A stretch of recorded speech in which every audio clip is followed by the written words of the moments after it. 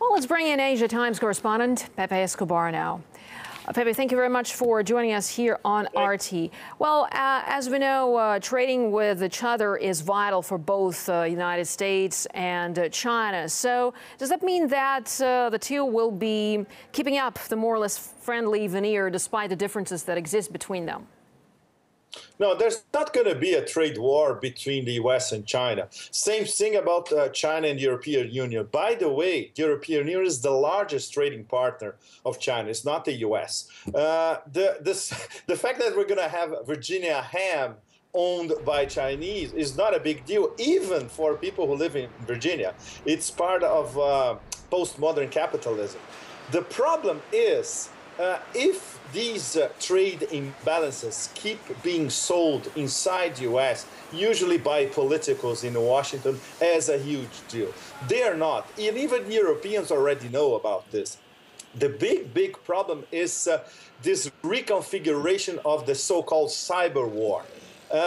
Don't forget that the jihad, until a few months ago in the U.S. against China, was centered on the yuan.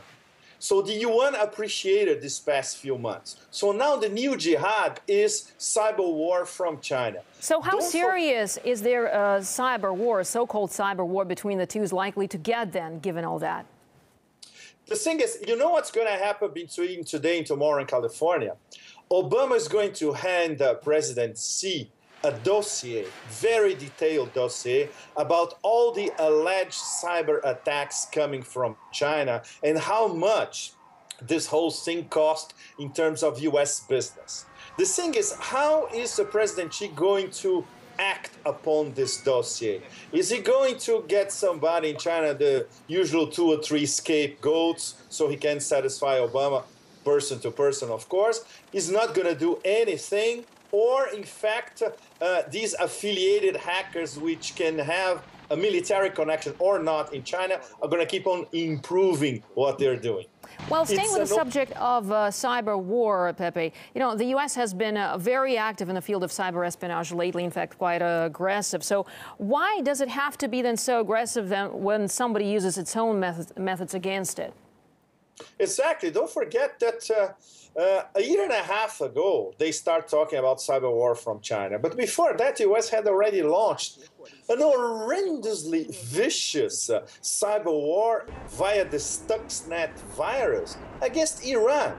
So if we're going to have cyber war from now on, it's not going to come only from the U.S. or from China. It's going to come from the European Union as well, sooner or later. It's going to come from Iran and for other developing countries as well. So if countries see that they are having extreme problems, trade problems, financial problems, they could counterattack on cyberspace. It's true that America controls most of cyberspace. And it's true also that America is the vigilance in cyberspace with the latest NSA scandal is an American phenomenon as well. Well, it'll be interesting to see, of course, Pepe, what the two will come to while they are talking in California, discussing different issues, both trade and cyber related. For now, though, thanks very much indeed for your thoughts. Asia Times correspondent Pepe Escobar here in RT.